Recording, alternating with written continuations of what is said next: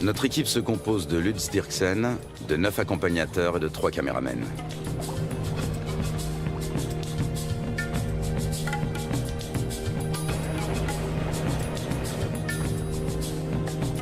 Même en pleine saison sèche, le niveau de l'eau est toujours très élevé. C'est de plus en plus souvent le cas ces dernières années. Pas un seul banc de sable isolé où les animaux pourraient prendre le soleil. Apercevoir des anacondas s'annonce difficile. Le grand anaconda, aussi appelé anaconda vert, vit à l'est des Andes, près des grands systèmes hydrologiques. On connaît bien la vie de ces serpents dans les zones marécageuses du Venezuela, les llanos.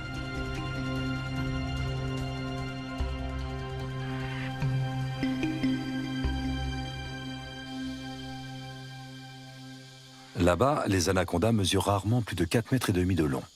Leur proie préférée, ce sont les capybaras, les plus grands rongeurs au monde dont les dimensions peuvent atteindre celles d'un chien berger.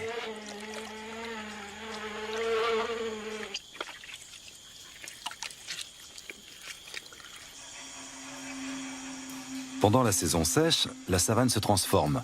Les lacs deviennent de vastes champs de boue durcie.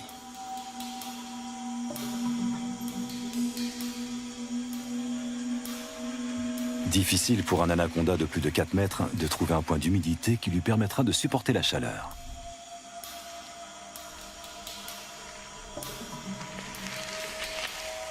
Les petits spécimens ont moins de mal à survivre.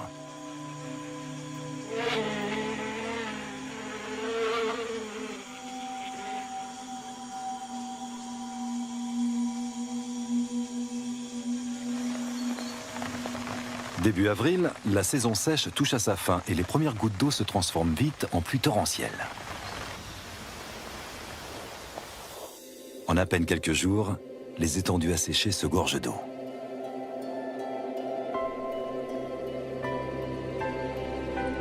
L'anaconda retrouve enfin son élément de prédilection.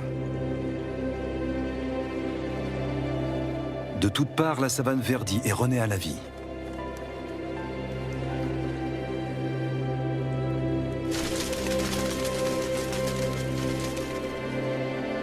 Les anacondas qui vivent au bord du fleuve sont différents de leurs congénères de la savane. Ils peuvent mesurer jusqu'à 9 mètres de long. Contrairement à leurs congénères vénézuéliens, on sait très peu de choses sur leur mode de vie.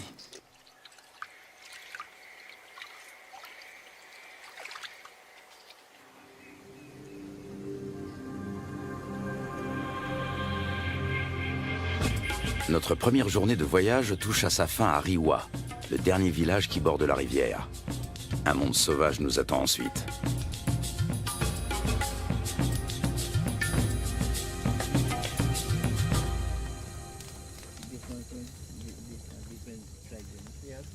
À la lueur du feu de camp, un vieux chasseur nous raconte la légende du matapi.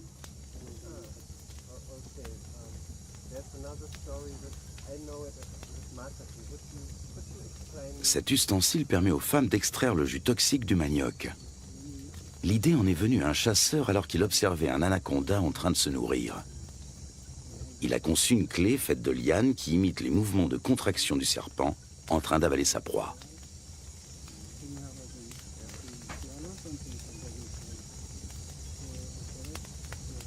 Fascinant. Tout autant que le ciel qui brille de 1000 étoiles au-dessus de nos têtes.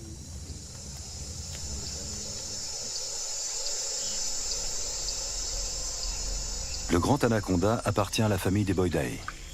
Il tue en enroulant étroitement son corps musculeux autour de sa victime jusqu'à ce qu'elle meure étouffée. Ses dents sont orientées vers l'arrière, ce qui lui permet de la maintenir, sans toutefois la découper. Il n'a donc pas d'autre choix que de l'engloutir en une seule fois.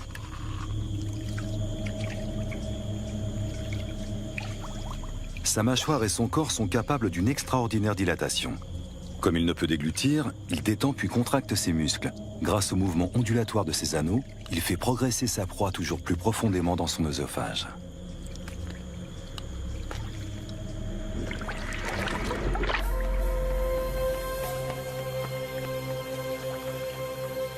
Un groupe de becs en ciseaux prend son envol dans la lumière du petit matin.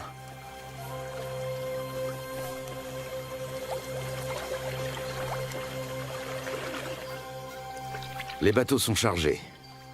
Un rapide petit déjeuner, puis il faut repartir.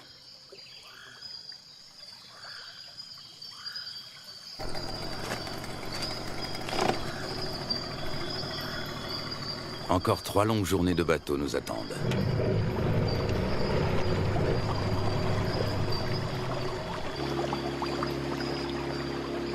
Notre objectif, un territoire inexploré situé en amont de la rivière. Il y a 2 ans, des chasseurs y ont observé des anacondas de plus de 6 mètres de long. Lutz Dirksen a l'intention de remonter cette piste. Il souhaite également réaliser la cartographie des espèces que l'on peut rencontrer dans la région. Plus nous progressons et plus la nature nous semble vierge.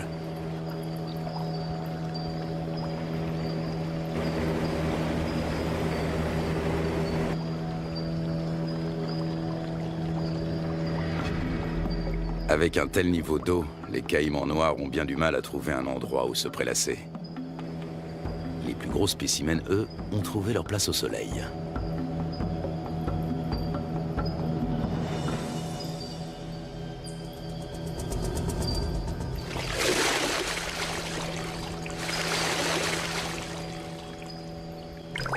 Le caïman noir est le plus gros prédateur du continent. Ses mensurations, 7 mètres de long pour 100 kilos. Des écailles viennent agrémenter sa tête et son dos.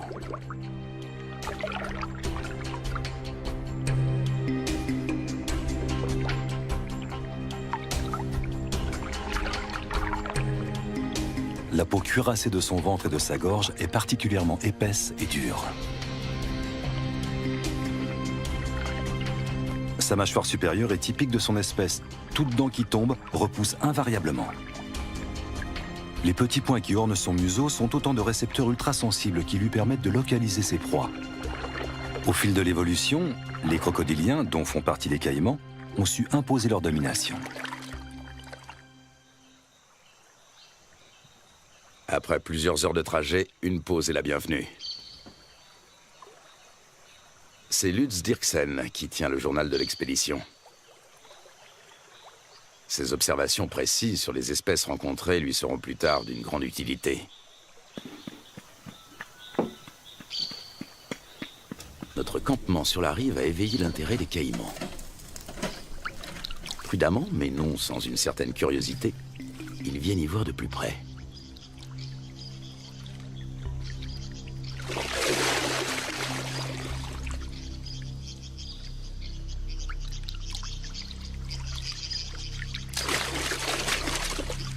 Une mesure d'intimidation s'impose.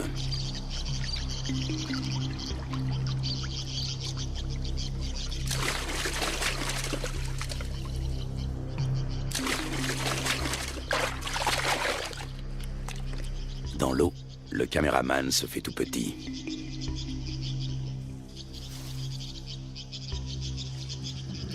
La bête est encore loin. Comment l'attirer sur un banc de sable pour mieux l'observer? La prudence est de mise. Le caïman commence par suivre le comportement des vautours. Une fois sûr qu'aucun danger ne menace, il vient récupérer les restes de repas que nous avons disposés en guise d'appât.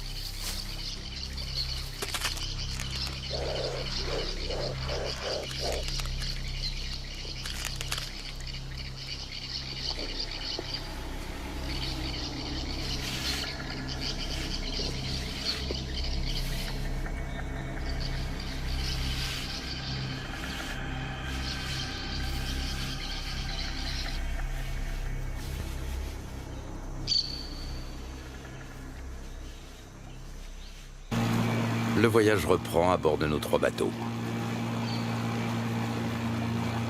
Dans ce virage, la rivière a creusé une profonde entaille dans la berge et coule désormais tout droit.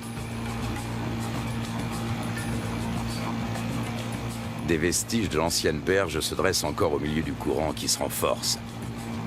Les moteurs des bateaux sont soumis à rude épreuve. Les limites des rivières sauvages varient souvent, formant de multiples bras morts et des étangs.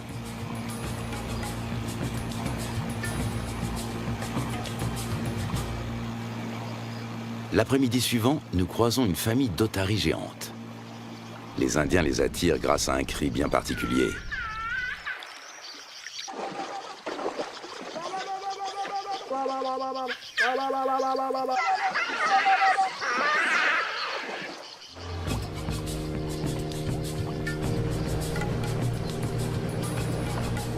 Nous touchons enfin au but. Il ne peut s'agir que de l'endroit dont les chasseurs ont parlé. C'est ici que nous allons nous établir pour partir à la recherche des grands anacondas. Nous remontons notre équipement aussi loin que possible de la rivière. Par temps de pluie, les eaux peuvent monter très vite.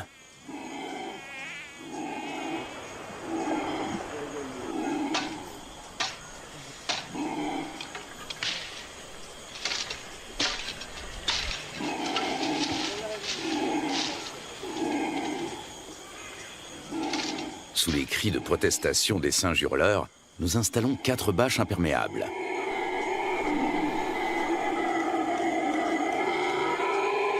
Une bâche pour la cuisine.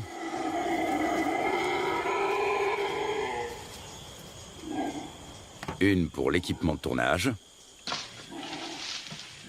Et 2 pour nos hamacs. Nous savons que les serpents et les scorpions aiment se glisser dans les poches et les bottes des hommes.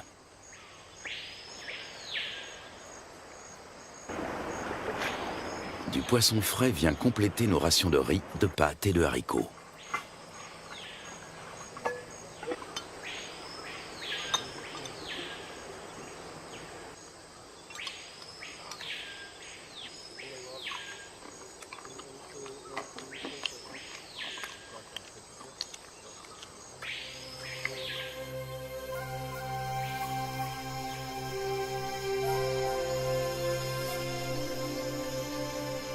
Nous sommes en route depuis maintenant plusieurs heures. En raison des fortes précipitations, les eaux sont encore très hautes, au point que les branches gênent notre progression. Les animaux n'ont pas besoin de venir à la rivière pour trouver de l'eau.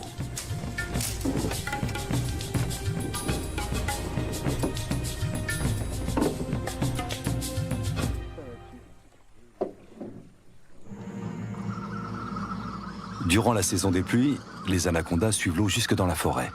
Ils passent toute leur vie dans les marécages. Même leur venue au monde a lieu en milieu aquatique. Dans le corps de leur mère, les embryons grandissent à l'intérieur des œufs. Lorsque ceux-ci sont prêts à éclore, les jeunes s'extirpent de la coquille avant d'être sortis du ventre de la mère. Ils naissent ensuite sous forme de petits serpents parfaitement développés. Ils sont tout de suite dans leur élément. Le nombre de jeunes dépend du gabarit de la mère. Chez une grande femelle, une portée peut compter plus de 80 serpenteaux.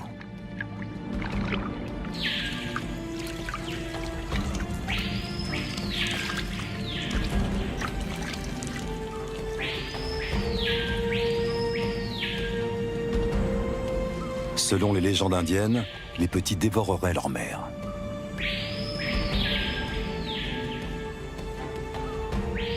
Un certain nombre de serpenteaux s'éloignent quelques minutes à peine après leur naissance. Ce sont déjà des prédateurs à part entière avec un redoutable instinct de chasseur.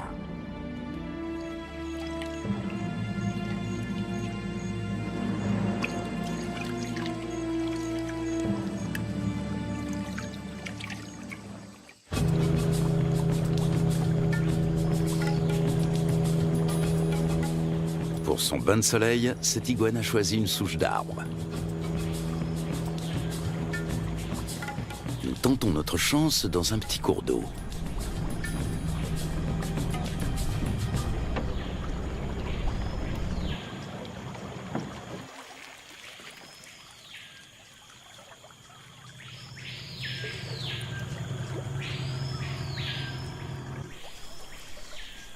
Aux aguets, notre capitaine a repéré un mouvement et attrapé le responsable.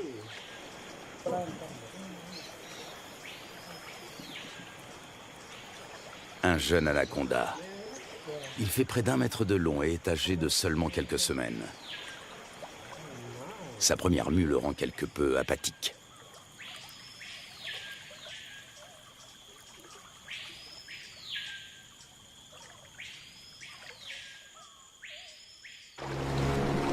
De retour à bord du bateau, le soleil se fait brûlant. La saison sèche semble enfin arriver. Il faudra toutefois attendre plusieurs jours pour que le niveau des eaux baisse.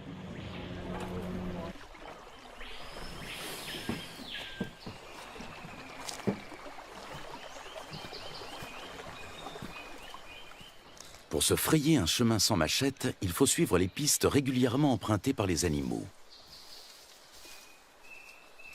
Voici un boa constrictor.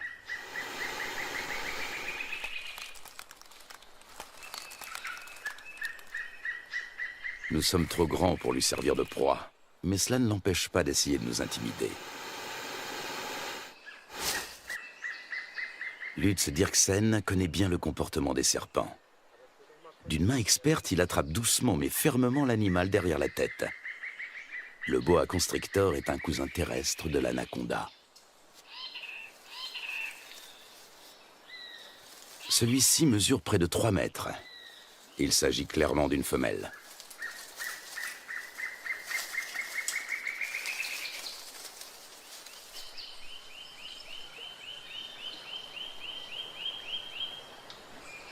Encore un jeune anaconda.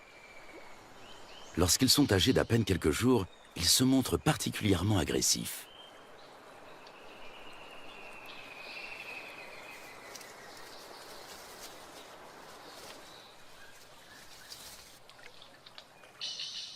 De retour au camp, Lutz Dirksen complète son journal.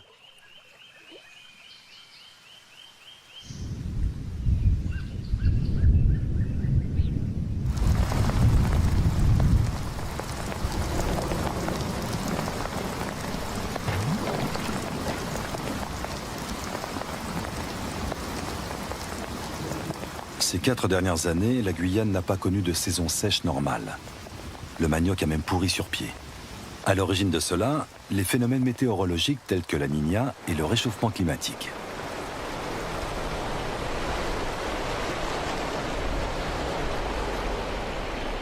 Des pluies torrentielles viennent grossir les cours d'eau. En quelques heures à peine, le niveau peut monter de plusieurs mètres.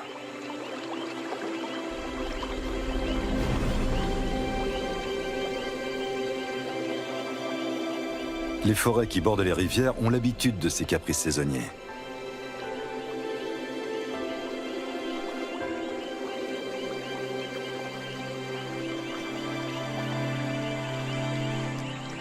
Les caïmans suivent eux aussi l'eau dans la forêt.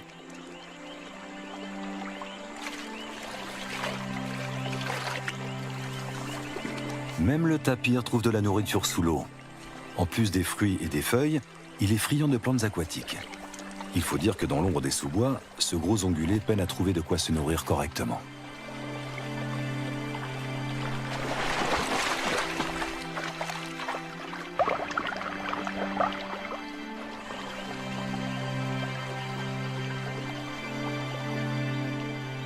D'autres, en revanche, tentent d'éviter l'eau.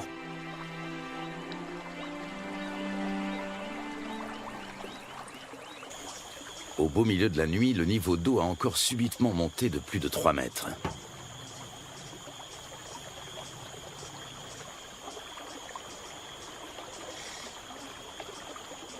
Nous sommes parvenus à mettre en lieu sûr la plupart de nos provisions, et surtout nos bateaux.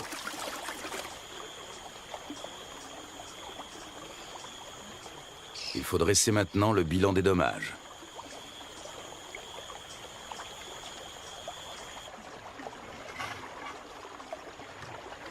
Tout est humide, voire trempé. Même notre matériel de tournage doit être séché.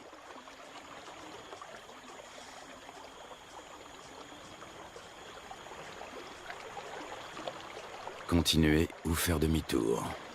Telle est la question. Si nous voulons rester, il nous faut un campement en amont des cascades. À condition de venir à bout de celle-ci.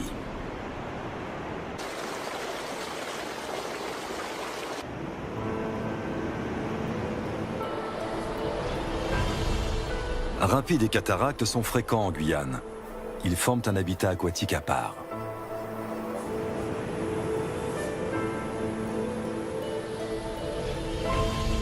Les vautours s'attribuent les victimes de noyades.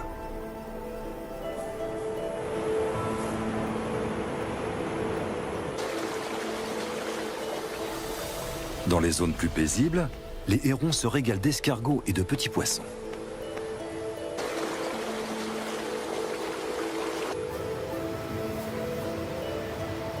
Les loutres géantes, elles, aiment chasser dans les remous poissonneux.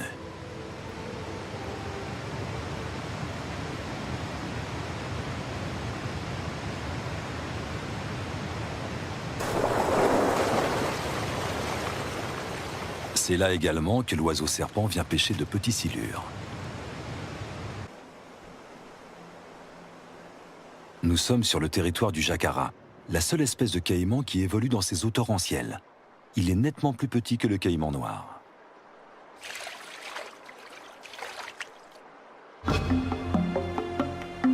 Après en avoir débattu, la décision est enfin prise. L'équipe va se séparer. Un bateau va prendre le chemin du retour. L'équipe de tournage, accompagnée de 6 des guides, va relever le défi et continuer la route vers l'amont. Impossible de savoir ce qui nous attend. Peu de gens se sont déjà aventurés au-delà de ces cascades. Pour y parvenir, il nous faut des troncs d'arbres. Ils vont nous servir à faire avancer les bateaux tout en protégeant leur coque. Chacun d'entre eux pèse près de 300 kilos.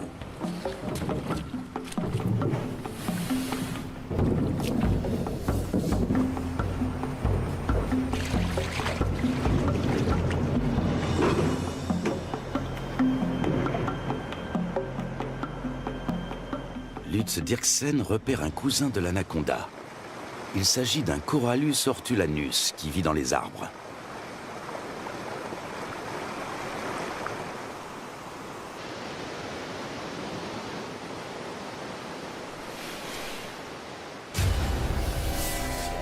Ce boa de couleur verte est connu pour son agressivité, mais fort heureusement, il n'est pas venimeux. Lorsqu'il attaque, il se cramponne à sa proie.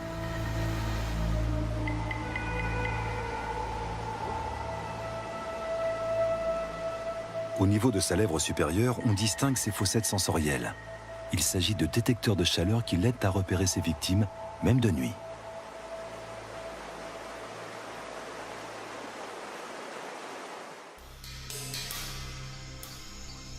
L'anaconda aussi s'oriente grâce à la chaleur corporelle dégagée par ses proies lors de la chasse.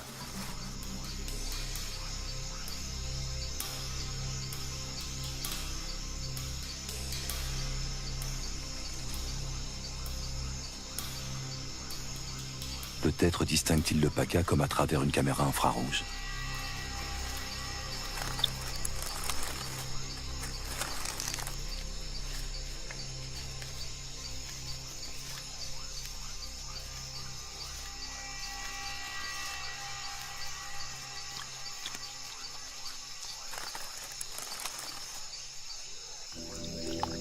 Le plus souvent, l'anaconda chasse en restant immobile sous l'eau, attendant qu'une proie arrive à sa portée. Seul son nez et ses yeux dépassent discrètement de la surface.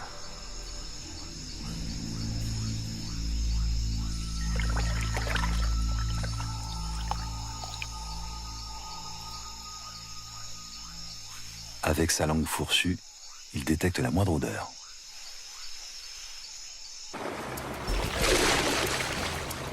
Nous progressons bien plus péniblement que nous ne l'avions imaginé. À la cascade succèdent des rapides, puis une nouvelle cataracte, puis encore des rapides. Impossible de naviguer, il y a trop de rochers sous l'eau. Le doute commence à s'installer.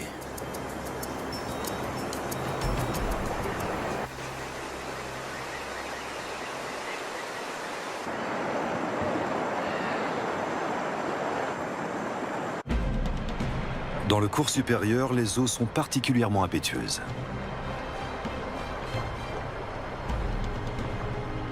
Jalonnés d'îlots et de rochers, de nombreux rapides se frayent un chemin à travers la contrée sauvage. Souvent, ils sont impraticables sur plusieurs kilomètres.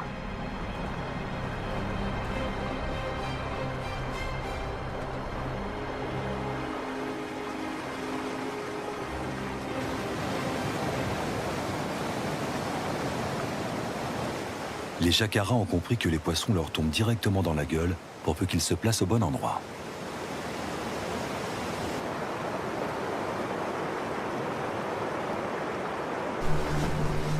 Au bout d'à peine quelques centaines de mètres, une nouvelle cataracte nous ferme le passage. Une fois de plus, impossible de passer.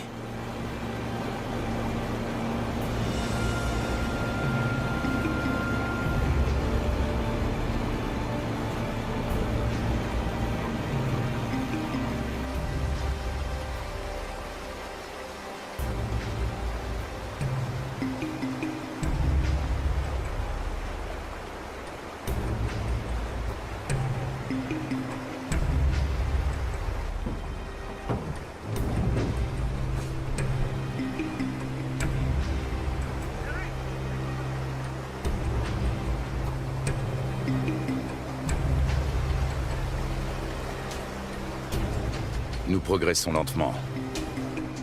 Souvent, la voie se referme et il faut rebrousser chemin pour tenter notre chance dans un nouveau bras.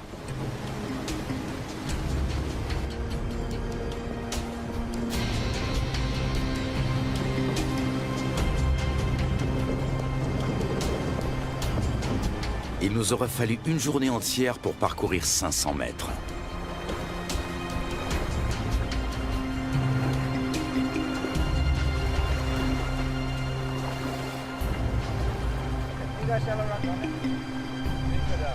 Alors que nous nous apprêtons à renoncer, le fleuve change de visage pour redevenir enfin navigable.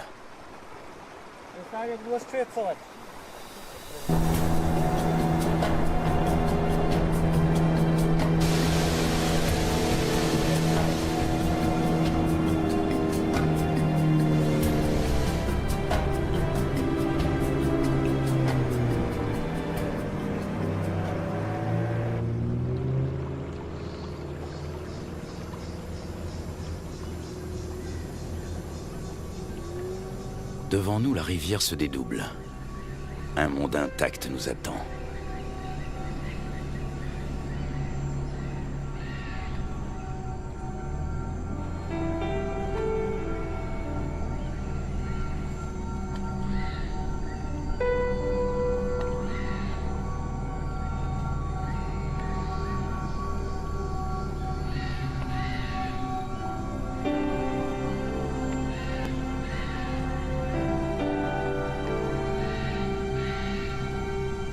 Le lendemain, un nouveau campement est monté.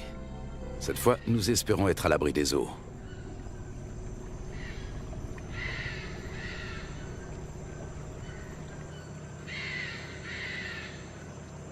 Non loin de notre campement, nous tombons sur un groupe de capybaras.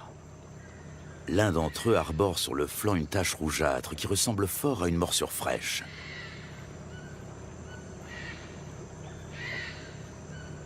Les rongeurs ne semblent pas gênés par notre présence. Ailleurs, ils se montrent plus farouches. Ici, ils ne redoutent que le jaguar et l'anaconda.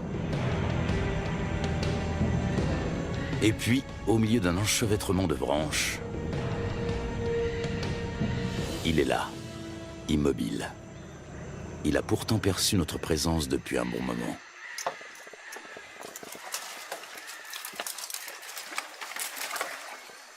Impossible de l'approcher.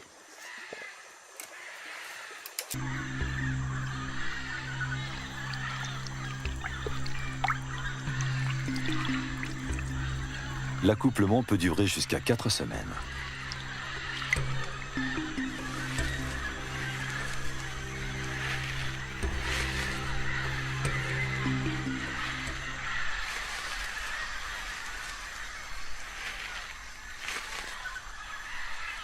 Les mâles repartent ensuite, chacun de leur côté.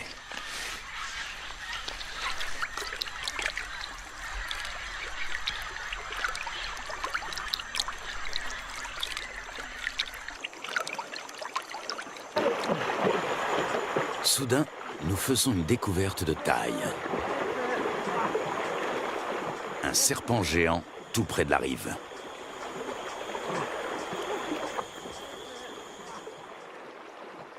Même à 4, nous avons du mal à le maîtriser. Son corps n'est qu'un unique et gigantesque muscle d'acier flexible.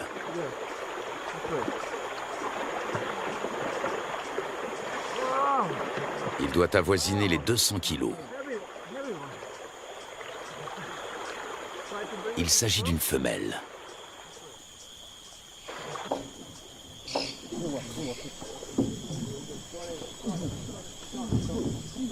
Sur la berge, nous pouvons la mesurer en toute tranquillité.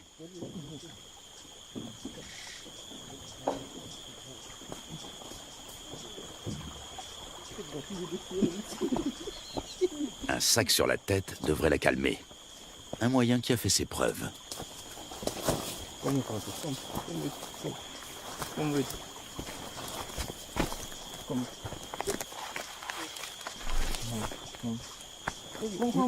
Nous parvenons à la ramener à terre sans trop de résistance. Avec sa taille, elle ne connaît plus aucun prédateur naturel.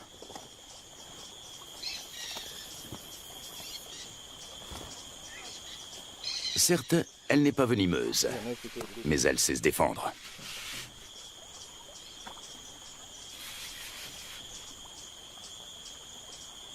Tenez-la, pendant que je mesure.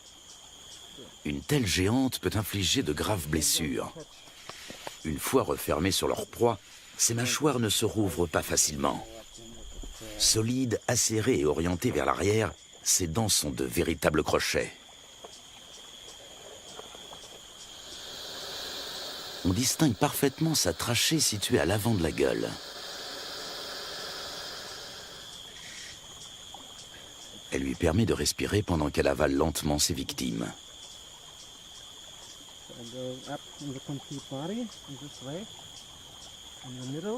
L'anaconda fait jouer ses muscles. Difficile de prendre ses mesures.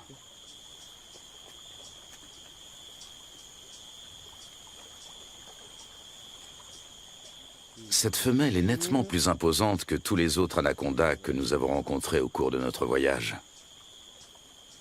Lutz doit s'y reprendre à plusieurs reprises.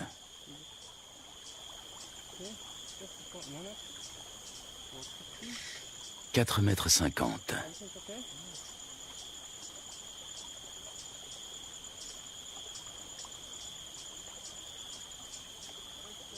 « 5,70 m. La bête mesure près de 6 mètres. Un sacré morceau.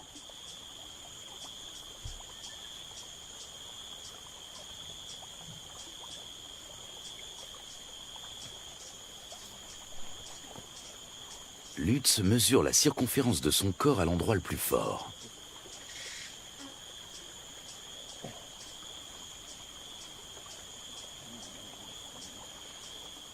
« 63 cm.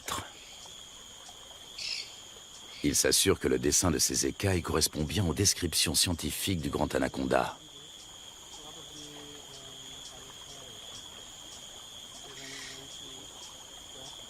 Ces plaies proviennent d'un marsupial. Il arrive que l'anaconda se...